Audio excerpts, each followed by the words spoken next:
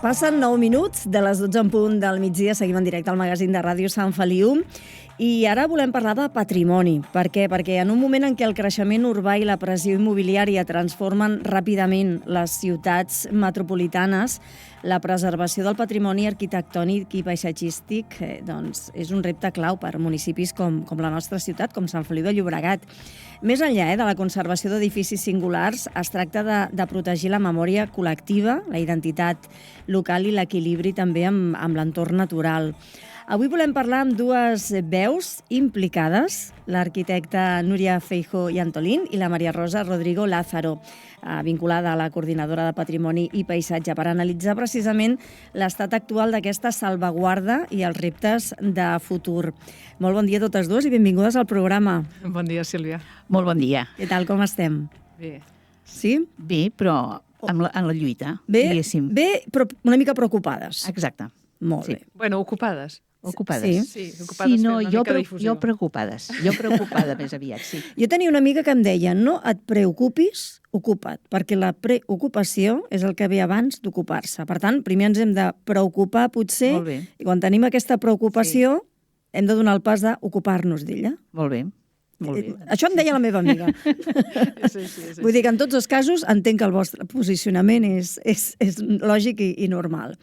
A grans trets, ara us faré una pregunta d'aquelles que podríem fer una tesi, però per vosaltres l'estat actual del patrimoni, tant arquitectònic com paisatgístic de Sant Feliu, quin seria? Si li haguéssim de posar, si fos un pacient i li haguéssim de donar un diagnòstic, com estaria? Estaria evolucionant favorablement? Estaria en estat crític? Com estaria? Per mi, crític, El que passa és que parlant amb persones d'altres poblacions diuen que tenim molta sort de tenir el que tenim i que encara no hagi saltat. Sort que està viu, no? Sí, el poc que queda.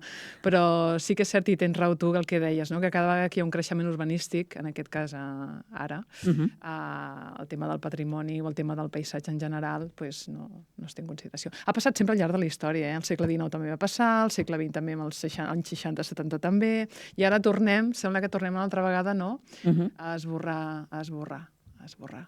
Sí. Sí, estàs d'acord, Exacte, sí, estic completament d'acord amb el que diu la Núria, perquè ja hem treballat juntes, diguéssim, en la defensa de l'estació per començar, que va ser quan ens vam conèixer, i a continuació amb l'altre, amb les altres coses que també estem defensant, intentant defensar. I aleshores... Coses com quines? Home, per exemple, el pont anglès. Per exemple? Per exemple.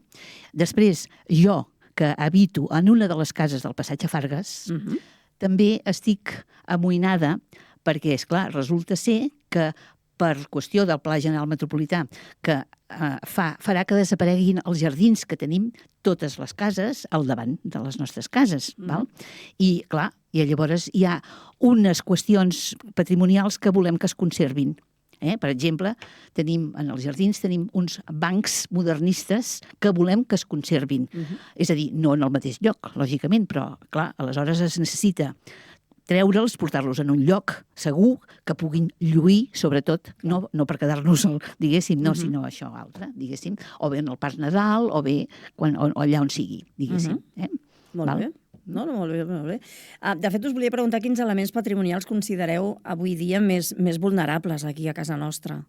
Hi ha alguns que malauradament s'han perdut. Ara parlàveu de l'estació, no? Que és quan us vau conèixer. Malauradament aquesta estació ja no...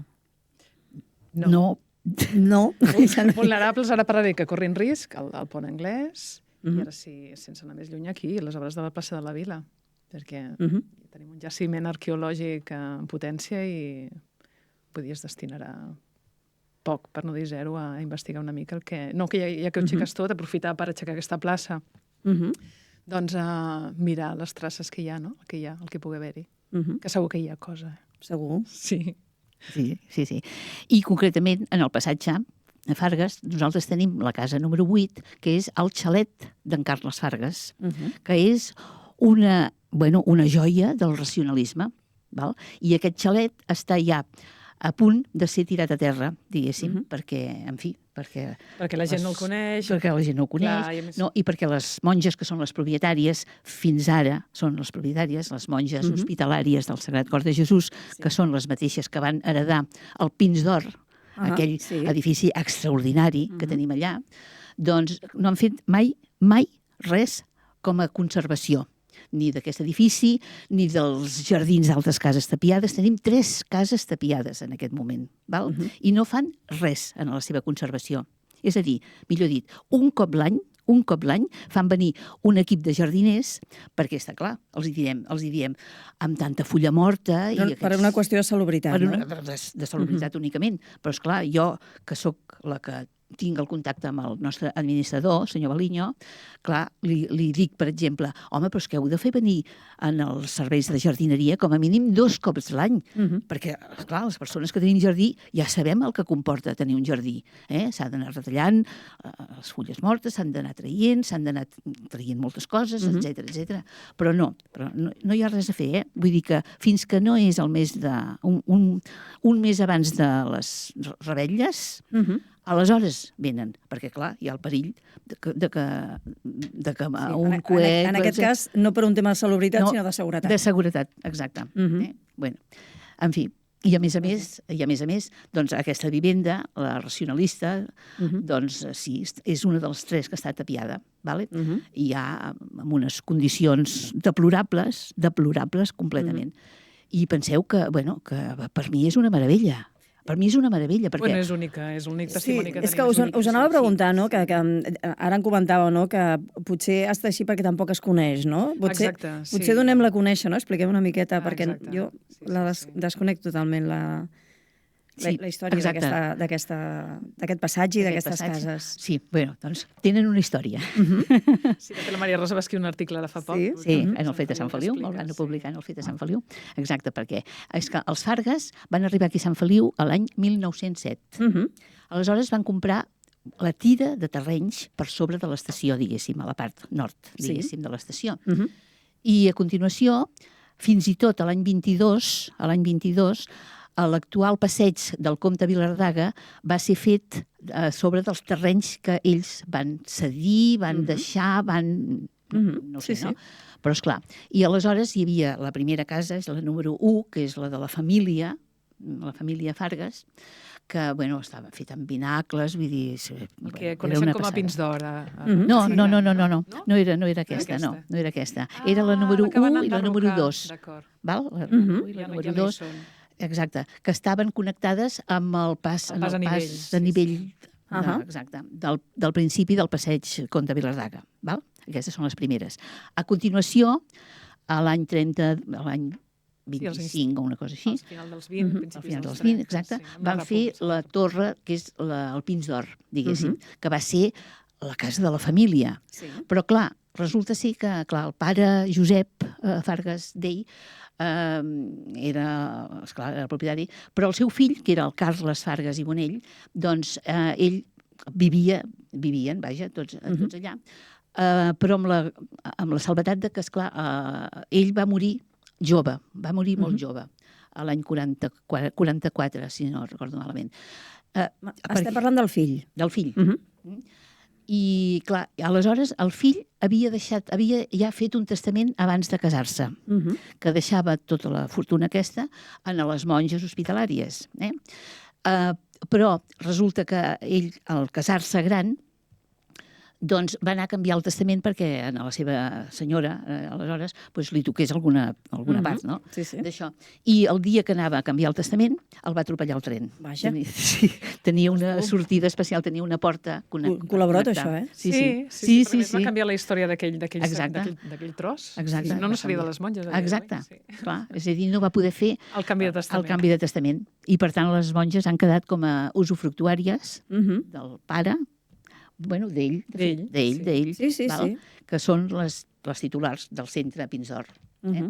Ostres, tu, quina història, eh? Sí. I fins i tot ell, a l'any 35, perquè va ser l'última obra del Rubió i Tudurí a Sant Feliu, li van encarregar el seu xalet, que és aquest xalet, el del número 8 del Passeig de Fargues, li van encarregar. En fi, però així es va quedar perquè el van poder llogar juntament amb les nostres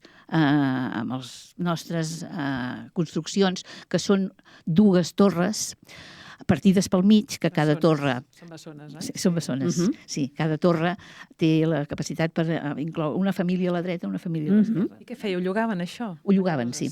Ho llogaven. O sigui, en Fargues ho llogava a amics No, a persones que estàvem allà uns quants anys. Bueno, jo ja fa més de 50... Com una via de negoci, no? Exacte, com una via de negoci, excepte la torre, el Pins d'Hort, esclar. Era casa família. Allà hi residien o només feien estiu? Hi residien, feien a l'estiu, però resulta que van acabar llogant-la. També. Sí, i el llogater que van trobar va ser un advocat de Huelva, El Rompido, Huelva, que era el senyor Álvarez Navarro, que tenia 9 fills, concretament. Caram. 9 fills. Van aprofitar la casa, Sí, però aleshores va arribar un moment que jo ja vivia allà en el número 6, que vam saber que el fumien fora, les monges. Sí, perquè resulta ser que es va inscriure per ser part d'unes eleccions municipals. I en aquell moment, en aquells anys, havies d'estar censat, empadronat. Clar. I llavors les monges ho van saber, que s'havia inscrit per formar part de les eleccions. Llavors, i el van fer fora. I llavors es va convertir això en un centre de dia. Un centre de dia. Que les monges sempre han estat pendents de fer en allà una nova clínica. Però no havien arribat a cap acord amb l'Ajuntament i l'Ajuntament, clar, no els havia donat l'autorització. En fi. Quanta història, Quanta història amaga un edifici, no? Un edifici, exacte. I l'edifici del número 8, al final, molt més cap enllà, diguéssim, de la mort del senyor Carles Fargues, etc., s'hi va posar-hi una granja. O sigui, una família va arribar allà i va posar-hi una granja. I, esclar, de les persones que ja som grans, no cal dir que nosaltres, la meva mare i jo, anàvem a comprar ous allà, però bueno, tenien ous, animals i tenien moltes coses, Jo pregunto, a veure, qui ha anat allà a comprar? Perquè, clar, era un lloc que s'hi podia entrar fàcilment, per al número 1, podies arribar allà i quedar-te, jo què sé, un conill, un pollastre, ous, el que sigui.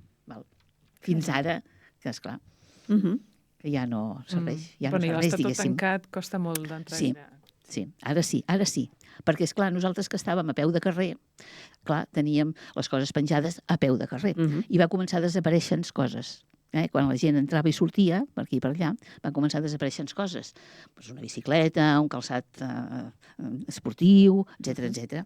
Llavors vam dir, home, això ho hem de tancar, perquè, esclar, si només entrem i sortim nosaltres, ja ho tenim solucionat. I, esclar, va ser quan vam posar una porta en el carrer Roses, que és la que... Perdona, que és la que accedim amb cotxes, etc., la peatonal i la dels cotxes, però és que tots els camions que arriben per al Pins d'Hort, que Déu-n'hi-do, la quantitat de camions que poden entrar i sortir d'allà, tots han d'entrar i sortir per allà. Per tant, jo que he sigut la iniciadora de la porta aquesta motoritzada, haig de demanar que em paguin el Pins d'Hort, em paguin la seva part del manteniment de la porta, etc. I a tots els altres veïns. Ara s'ha quedat una mica com aquell sector congelat, és com un oasi. Com una clota barcelonina, però de Sant Feliu, és un petit oasi. Sí. Escolteu, com ha evolucionat la consciència ciutadana sobre la importància de preservar el patrimoni en aquests darrers anys? Vosaltres noteu que hi ha més consciència? Jo crec que no. Avui estem molt capcotes. Si ho he notat, jo no he notat res, no. No? Fixa't tu un detall. Creieu que abans hi havia... Ho dic perquè hi ha molt de patrimoni que s'ha perdut. Sí. I s'ha perdut fa molts anys. És a dir, que tampoc va haver-hi una no va haver-hi una mobilització ciutadana prou contundent, potser com per poder aturar-ho. No, perquè ni amb la Torre de la Presó va passar. Exacte, ni amb la Torre de la Presó va passar. No, jo crec que no. Hi ha com... Jo crec que els propis santfeliuenques, al no sentir-se, no sé, igual no se senten prou del lloc, o... Dic jo, no ho sé.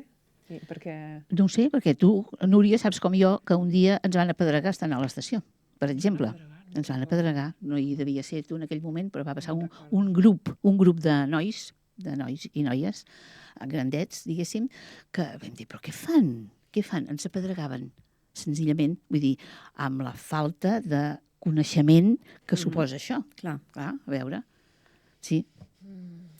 Per cert, ho vam haver de denunciar, vam haver d'anar al jutjat a denunciar-ho, perquè, no sé, no perquè, bueno, perquè se sapigués, no? Vull dir, però com que no notem... Vaja, que el que fem ara és divulgació. Bàsicament jo trobo que si la gent no coneix és per desconeixement, això, perquè no en sap. I aleshores una mica el que fem des de la coordinadora, i com m'ha fet ara la Maria Rosa amb aquests articles, doncs és donar a conèixer aquestes petites joies que tenim, aquest patrimoni que està amagat, i, bueno, genera una mica d'interès. Ara, amb la coordinadora estem fent un anuari recollint totes les accions, totes les xerrades, debats que vam fer l'any passat, i allà hi haurà, per qui vulgui, hi haurà molta informació, moltes notícies històriques. Exacte. Sí. Molt bé. De Sant Feliu, sí. Jo vull donar una nota positiva, perquè, clar, és que tot és tan trist, oi? No, perquè és la realitat. Sí, és la realitat. És així. No som com es diu això?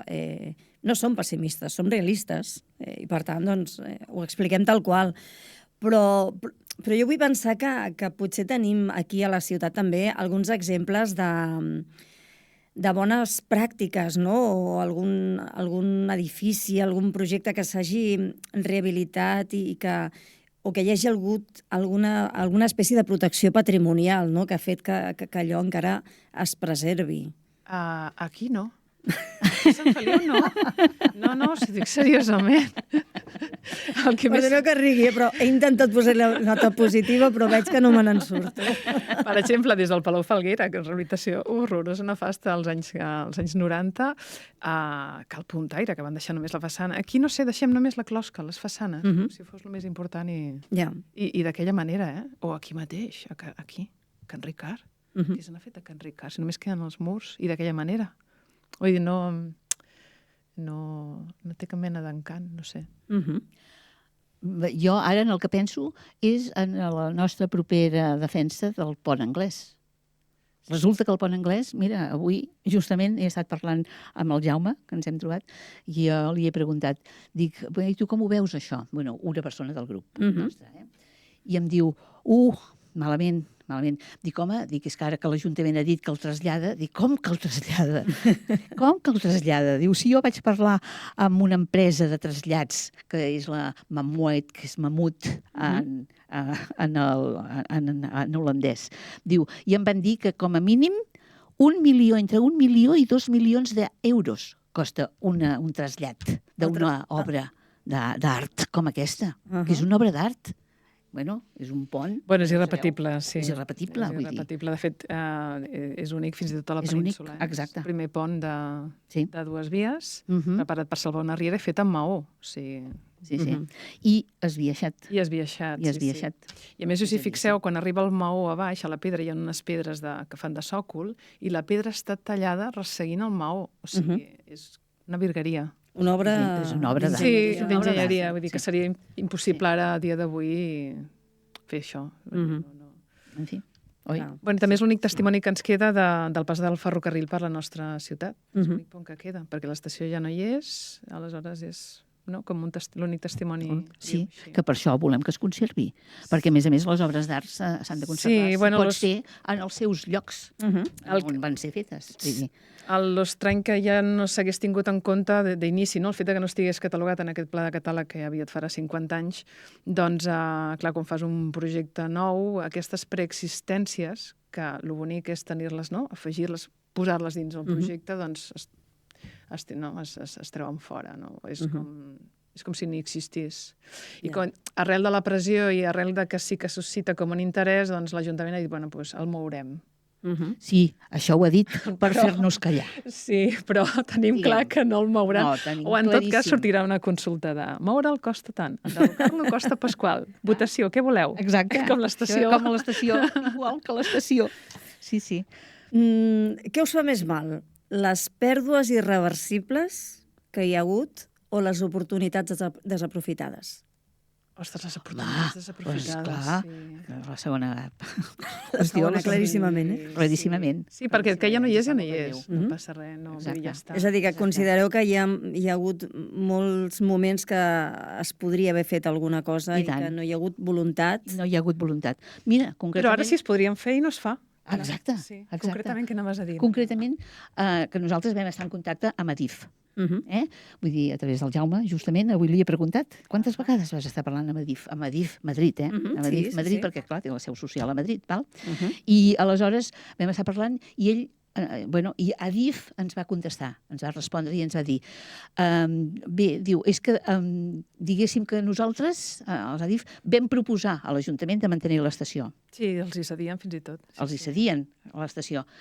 Però, clar, no s'han decidit a l'inrevés, vull dir, l'Ajuntament va dir no ens interessa, aneu per feina. Bueno, és que si tot el que tenim, com la nova de les sedes, que la fem servir, vull dir, que tot el que tenim no... Si no té ús, no, li has de donar un ús. Clar. Doncs mirem una mica cap al futur. Quines serien per vosaltres les 3 prioritats urgents per garantir la salvaguarda del patrimoni d'aquí de la nostra ciutat?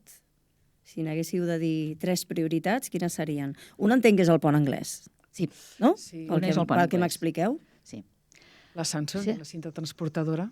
La cinta transportadora de la Samsung, exacte. Sí. Què té de peculiar, d'especial? És única, també. És única, igual que el pont anglès. És un sistema d'extracció que sí.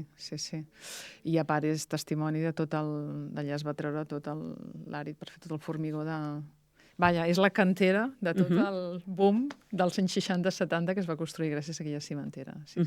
Bueno, i a part, geològicament és molt interessant perquè hi ha un plec, és una roca calcària que té un plec que es diu el plec d'Abonià, que allà es veu tot el... que també és...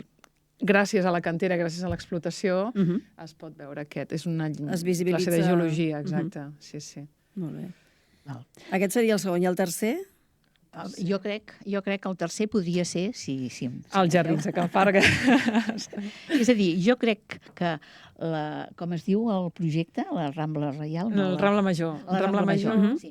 La Rambla Major, diguéssim, ha de posar en contacte la part de dalt i la part de baix. Val? Nosaltres tenim un paredón allà, quan teníem la via, diguéssim, bueno, encara hi és, però vull dir que desapareix perquè ara ja està sota. I llavors ha de ser, jo crec que en la Rambla Major el projecte era que tot allò fos un ajardinament que es pogués connectar el de Pins d'Or amb el Parc Nadal. Però, clar, allà hi ha una diferència d'estat, de nivell. No? Doncs la qüestió és que jo crec que hauria de ser un descens suau i que perquè la gent pogués per allà passejar, perquè allò serà un jardí públic, crec, no? Però com que està previst que passi el trambaix, aleshores, bueno, cal una solució imaginativa que des de... Imaginativa, exacte. Però que és veritat que aquestes cases, l'important és mantenir tot el conjunt amb el jardí. Hi ha uns tilers magnífics. Uns tilers que són centenaris, aquells tilers. I els bancs. Això que deies de traslladar els bancs, home, els bancs estarien bé a lloc. Sí. Els trasllades a... Si els conservem, però això d'agafar un element d'un lloc i posar-lo en un altre, com han fet també a Torreblanca amb les Esfinx, que estaven a l'entrada i les van traslladar. Sí. Bueno, és una mica descontextualitzar. Sí. Si no hi ha altre remei, dius, bueno... Però aquí no hi haurà un altre remei. Ai, les mines d'aigua, també. Les mines d'aigua. Clar, és que... I les barraques de pedra seca. És que tenim molta cosa a Sant Feliu. Tenim molta cosa. Ja portem 5, Saps com la carta als Reis. Doncs, escolteu, ho hem de deixar aquí. Moltes gràcies, Núria Feijó i Maria Rosa Rodrigo, per haver-nos visitat aquí a la ràdio i per mostrar-nos que el paper de les entitats ciutadanes en la defensa i en la vigilància al patrimoni local és primordial, que no sempre us en sortiu, però que gràcies a aquest treball de formigueta que fa que com a mínim en parlem, ho donem a conèixer i a partir d'aquí doncs ja depèn de cadascú, no? Aquest sentiment, com deies, de pertinença, aquest sentiment de anem a salvaguardar allò que és nostre i que ens explica la nostra història, qui som, d'on venim. Molt bé. Però primer hem de donar-ho a conèixer, que és la nostra funció. És el que fem ara. Molt bé, és el que estem fent. Moltíssimes gràcies i, escolteu, molts ànims, que vagi molt bé. Moltes gràcies. A vosaltres. Adéu. Adéu. Vinga, adéu.